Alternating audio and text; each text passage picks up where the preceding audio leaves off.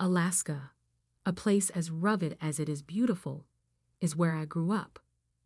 Dad used to tell that being cold made us hardy and maintained us wits. Here, he began his life's work, growing his fishing enterprise from a flimsy boat to a sophisticated processing facility. His work was his lifeline, and he was the stoic sort.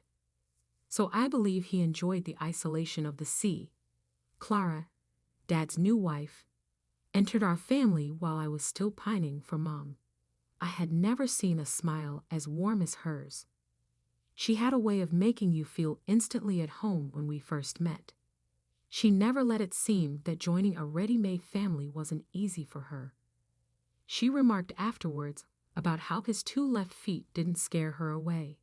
She and Dad met at a community dance. When she would chuckle, "Emily, your dad could sink a ship with those dance moves. But somehow he caught me," she would say while preparing pancakes on a Saturday. Clara threw herself into being my stepmother without hesitation, despite the fact that she was childless. In retrospect, I suppose she was the glue that kept things together, particularly while Dad was at sea. Dad and I had a close relationship, but he didn't say much. He would do activities to express his devotion, such as building a swing set overnight for me to have a surprise in the morning. "You're crazy, Dad." Pulling my jacket closer, I watched him through the window, working under the harsh light of a single bulb, just determined. "It's freezing out there," I seemed to have said. With his breath growing thin in the freezing air, he cried back, "Anything for my girl." Mia, my closest friend, lived right down the street. She had a strong temper and was a redhead, with ferocious eyes. Mia would swear, "We're going to get out of this frozen wasteland. Watch me." Sitting by the fire, we would strategize our futures in sun-filled vast cities devoid of snow. Everything felt too little and too familiar after high school. Something warm and distinct was what I was craving. California, a place as sunny as Alaska was frigid, was calling. I dreamed about beaches and palm trees for nights on end, anything but ice. Dad wasn't thrilled at first. The distance bothered him. "You sure about this, Emily? California's a long way from here." Dad frowned, his hands deep in his pockets. "Dad, I love it here, but I've got to see what's out there. Plus, I can always come back." I tried to sound more confident than I felt. Clara was the one who smoothed things over like always. "Let her go, Jack. She'll be fine. She's got your stubbornness, doesn't she?" In the end, Dad agreed, his gruff voice softer than usual. "All right, but call your old man sometimes, yeah? Don't forget where you come from." Landing in California was like stepping onto another planet. I enrolled at the university, eager to dive into my economic studies. The campus was sprawling, lush with greenery I'd only seen in magazines. My first day, I remember feeling a mix of nerves and excitement bubbling up as I navigated through crowds of students, all seeming to know exactly where they were going. I was just trying to find my first class without looking like a lost puppy. "Hey, you look a bit lost." "First day." A voice called out from behind. I turned to see a girl about my age, her skateboard tucked under one arm, a grin spreading across her face.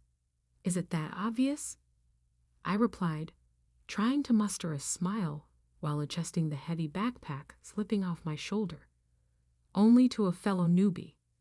"I'm Jess," she said, extending her free hand. "Emily, nice to meet you," I managed, shaking her hand. Her grip was firm, friendly. Jess became my first friend in California. She was from San Diego, so not quite a local, but close enough to give me pointers. "You'll get used to it. Everyone's from somewhere else here." She reassured me as we walked to class together. Classes were tough, but I thrived on the challenge. Economics made sense to me. It was numbers and patterns, a language I understood well. During a group project, I caught the eye of a teaching assistant, Mark, who always seemed to find a reason to linger by my side. "You've got a sharp mind for economics. Ever consider going into finance?" Mark asked one afternoon as we reviewed my project draft. "I'm more into the big picture stuff, not just moving money around," I said, not wanting to admit how little I knew about the finance world. "Fair enough, but think about it. You'd be good," he nudged, a playful smirk on his face. Mark was different from anyone I'd met. He had this easy charm, a quick wit, and a smile that could disarm you in an instant. We started seeing each other outside of class, casual coffee dates that turned into long walks, talking about everything and nothing. But it wasn't all playful banter and sunsets. Sometimes I'd catch a sharpness in Mark's tone when things didn't go his way, a hint of something I couldn't quite put my finger on. Still, I brushed it off as stress or the occasional bad day. We all had them. University life passed in a blur of exams, late-night study sessions, and more time with Mark. Before I knew it, graduation was upon us. Then one day, Mark said it was time I met his mom. I was nervous but excited to finally meet the woman he always praised. "So you're the girl who's captured my son's heart," she said, giving me a tight hug that caught me off guard. Inside, she was all questions, poking around every part of my life, from Dad's fishing business to where I went to school. "Emily, with your background and how well you and Mark get along, we should really be thinking about a wedding soon, don't you think?" She suggested over dinner, her tone casual, but her eyes sharp with expectation. I almost choked on my water. "Oh, that's a bit fast, isn't it?" I managed, glancing at Mark, who just smiled like it was nothing new. "Oh, not at all. When things feel right, why wait?" She pressed on, her enthusiasm making me squirm a bit in my seat. Despite the intensity, I was flattered by her approval and found myself nodding along, caught up in the moment. After Mark's proposal, things moved pretty fast. Before I knew it, we were planning a wedding. I had always imagined something small and intimate, but Mrs. White, Mark's mom, had other ideas. "I think a big wedding is what you deserve, Emily, something to really start your life together off with a bang." Mrs. White enthused one afternoon as we pored over bridal magazines at her kitchen table. The wedding was a blur of faces, flowers, and fast-paced music. It was beautiful, sure, but by the end of the night, my feet ached and my head spun, not just from the champagne. It all felt more like Mrs. White's party than our wedding. We moved into Mrs. White's house right after the honeymoon. She insisted, "You two should save up before getting your own place. Stay with me. I have plenty of room." It made sense financially, and honestly, the house was lovely, spacious, and sunny with a big garden. The first few months, Mrs. White was the perfect host. She cooked dinners, kept the house spotless, and always had stories to tell about her younger days. But as we settled in, the dynamic began to shift. Slowly, she started asking me to help out more and more. "Emily, could you handle dinner tonight? My back is acting up something fierce," she'd say. "Of course, Mrs. White," I'd reply, happy to help. However, helping out soon turned into taking over. Dinners every night, cleaning on weekends, laundry. It all became my job. I didn't mind at first.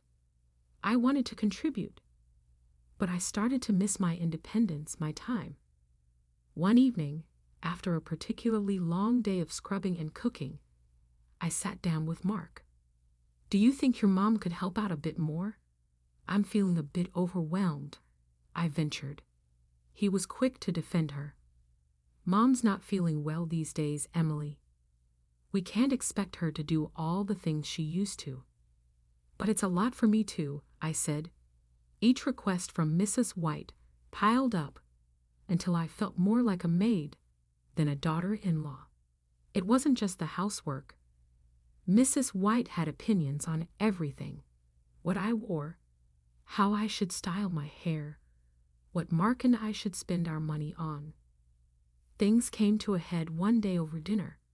I had spent hours making what I thought was the perfect roast, her favorite. We sat down to eat, and after a few bites, Mrs. White frowned. "This meat is a bit tough, don't you think, Mark?" Mark chewed thoughtfully, then nodded. "Yeah, Mom's right. A bit tough." I felt my face flush with embarrassment and anger. "I followed the recipe exactly," I said, my voice sharper than intended.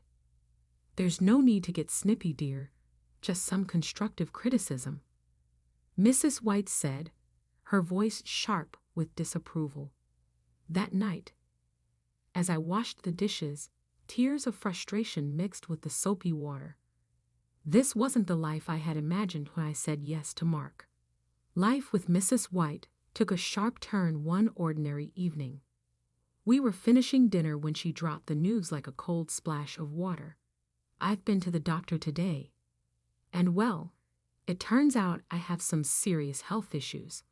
I can't keep up with the housework anymore," she said, glancing at Mark, searching his face for some kind of reaction. He seemed concerned but calm, as if he had been expecting this. Turning to me, he said, "Emily, I think it might be best if you quit your job to take over here, just until Mom gets better." The suggestion hit me like a ton of bricks. Quit my job, the job I loved, that gave me a sense of independence? "Mark, I'm not sure about this. It feels extreme," I said. He took my hand, giving it a squeeze that was meant to be reassuring. "I know it's a lot to ask, but we need to take care of my mom. It's temporary, I promise." So I did it. I quit my job, telling myself it was just for a while. But as weeks turned into months, the temporary arrangement started to feel alarmingly permanent. Mrs. White, citing her poor health, retreated completely from any household duties. Everything fell on me, from cooking and cleaning to managing every little detail of our home. I tried to keep up, to make everything perfect so that at least she'd be happy, but it was never enough. She followed me around, pointing out spots I had missed or how the windows weren't shining enough. "Emily, you really should pay more attention to these things," she'd say, her voice sharp with disapproval. Cooking became another battlefield. No matter how carefully I followed recipes or tried new dishes, her verdict was always the same. "This is quite bland. Emily, are you sure you added salt?" Yet every plate returned to the kitchen wiped clean, which only added to my confusion and frustration. One evening, after a particularly tough day when I had spent hours trying to get the laundry just right, I reached my breaking point. "Mark, can we talk? Your mom is never happy with what I do. I'm trying my best here," I said. We were in our room, a small space that felt like the only escape from the constant surveillance. He looked up from his phone, his expression unreadable. "Mom's just set in her ways, Emily. She likes things a certain way. You'll get used to it." Get used to it. The words echoed in my head, bitter and sharp. I'm not sure I want to get used to it. This isn't what I signed up for when we got married, I said, my voice rising with desperation.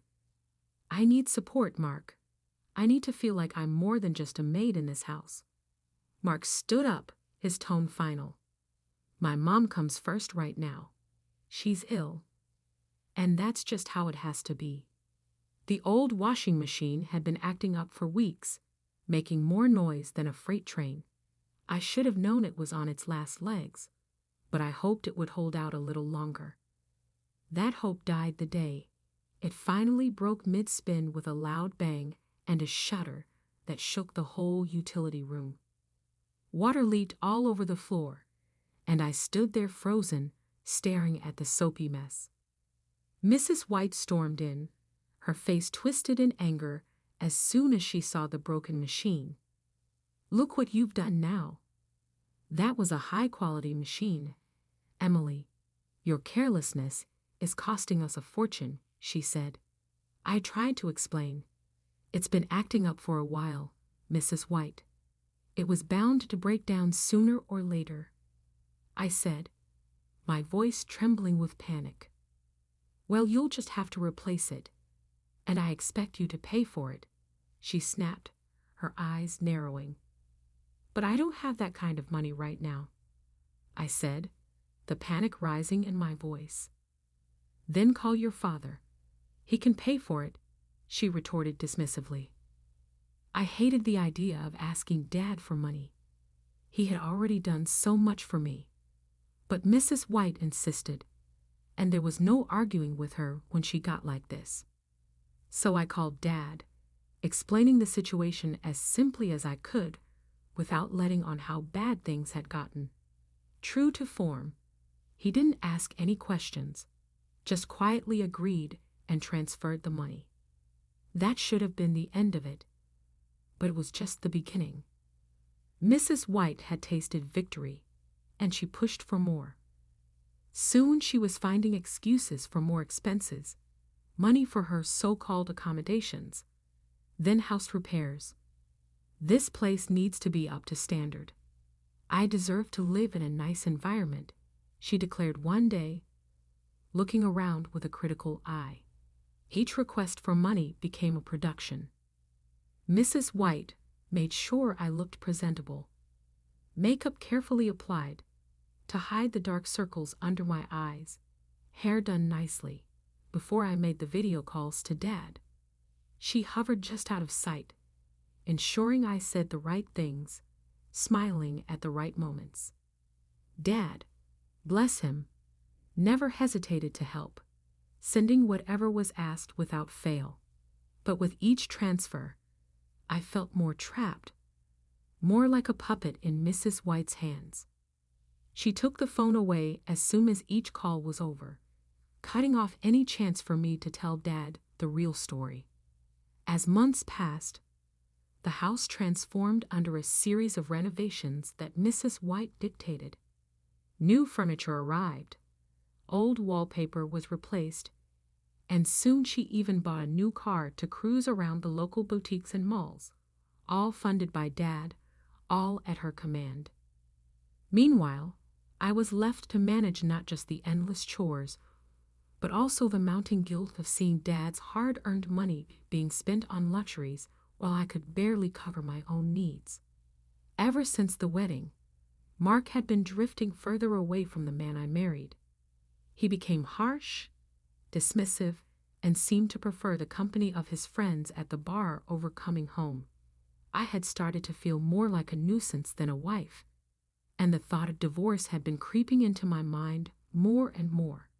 But then I found out I was pregnant. I pushed those thoughts aside, hoping that maybe, just maybe, the news of the baby would bring us back together, soften both him and his mother.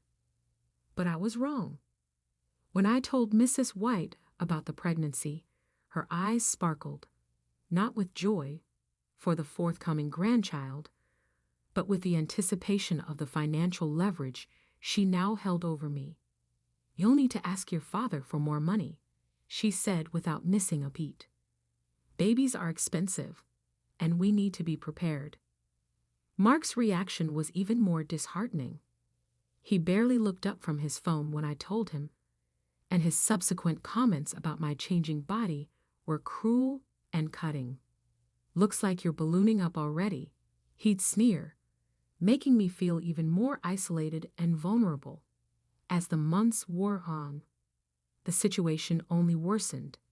After our son was born, I was overwhelmed. He was a beautiful, fussy infant who rarely slept through the night. I was exhausted, always trying to catch up on sleep, comfort our baby, and somehow keep up with the endless demands of housekeeping and cooking. Mrs. White and Mark expected the home to be spotless and dinner to be on the table, regardless of how little sleep I'd gotten. One afternoon, running on mere snippets of sleep, I tried to cook dinner while holding our crying son.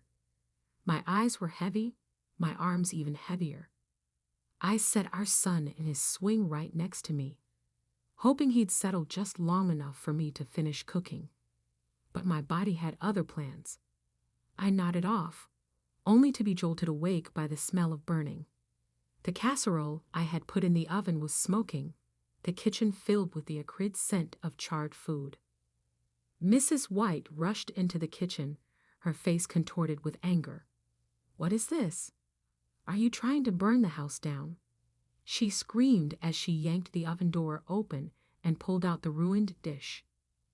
I just fell asleep for a moment. I stammered, trying to explain, "I'm sorry. That's no excuse." But Mrs. White cut me off sharply. "You're wasting food and endangering us all," she scolded fiercely, her voice dripping with disappointment. "You're not eating tonight.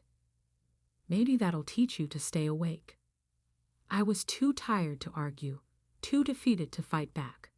I simply nodded, swallowing the lump in my throat and feeling the sting of tears behind my eyes.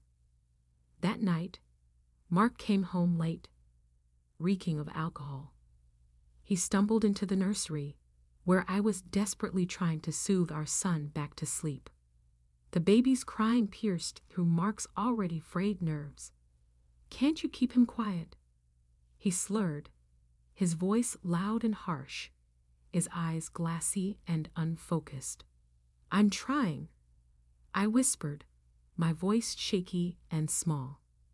Mark shoved past me in a fit of anger, his shoulder slamming into mine hard enough to send me stumbling into the doorframe. I was still holding our son, and fear surged through me. But it wasn't the pain that hurt the most. It was the look of terror on my little boy's face that finally broke me. I had been planning my escape quietly, waiting for the right moment when everything aligned. The final trigger came with the next transfer of money from Dad. As soon as it hit my account, I knew it was time. I didn't pack much, just a bag with the essentials for me and my baby. Leaving everything behind was daunting, but staying another day in that house was unbearable. I dressed quickly, pulling on an old jacket and wrapping my son up warmly against the cold. My hands trembled as I called a taxi. The ride to the airport felt endless, every second filled with fear that I'd be discovered. At the airport, I'd bought our tickets with the money Dad had sent. My heart pounded all the way through security, only settling once we were seated on the plane, the doors locked for takeoff. We landed in Alaska late that night. The cold air hit me like a slap, a harsh reminder of the world I had left behind. Clutching my son to my chest, I rang Dad's doorbell past midnight, exhausted and broken. When Dad opened the door, his face twisted in confusion before it dropped in shock at my appearance. "Emily, what happened?" he asked, his voice thick with concern. I couldn't hold back anymore. The tears came fast and hard. "Dad, I need help. Please, save me," I sobbed, letting the weight of the last months pour out. Inside, in the warmth of the living room, Clara, Dad's new wife, handed me a cup of tea. It was a small comfort against the overwhelming cold I felt inside. I told them everything, the control, the abuse, how I had become isolated from everyone. When I showed them the bruises hidden under my clothes and makeup, Dad's face hardened. his fists clenched in anger. "No one treats my daughter like this," he said, his voice filled with quiet rage. "I'm calling the police, and we're getting the best lawyers." For the first time in a long while, I believed that everything might actually be okay. Life settled into a rhythm I hadn't known for years, back in Dad's house. The crisp Alaskan air filled my lungs each morning, and I started to feel like myself again. After months of legal battles, my divorce went through without a hitch. The courts didn't go easy on Mark. He was fined for the abuse, and I got full custody of our son. That alone was a relief beyond words. It wasn't just about Mark, though. The lawyers uncovered that Mark and his mother had siphoned off over $200,000 of the money Dad had sent. They were ordered to pay it all back, but of course, they couldn't. They had to sell the house to cover the debt. Dad and Clara were my rocks. Clara turned into the grandmother my son never had. And Dad, well, he was just incredible. They adored my little boy, and their support allowed me to start thinking about the future, not just surviving day by day. Over coffee one morning, Dad and I sat on the porch, watching the sunrise. He turned to me, his eyes serious, but full of kindness. "Are you thinking about what's next? You've got a whole life ahead to rebuild." I nodded, cradling my mug. "Yeah, Dad, I am. Maybe I'll start a small business from home so I can stay with the little guy." "That's my girl," Dad said, his voice thick with pride. "You ever need help, you know where to find me." For the first time in a long while, I knew that was true. I was exactly where I needed to be. Later that day, I met up with Mia and a few old friends. They crowded around me, their faces full of concern and happiness to see me back. We sat down at our regular hangout, and Mia quipped, "Girl, it's like you've come back from war." It was the first time in a long time that I truly laughed. It was satisfying. We discussed my future ambitions and how I want to proceed. "We're just relieved that Emily is all right." "Really okay," said a second friend, and I noticed a warmth rising within me as I turned to face them all. I grinned as the veracity of their remarks began to sink in. "Yes," I mutely said, "I'm doing fine. Better than mediocre. I'm at my house. I'm secure. And each night when I go to bed with my kids sleeping soundly next door, I reflect on how fortunate we are to have been granted a second opportunity. I'm clutching onto it with both hands this time and won't let go."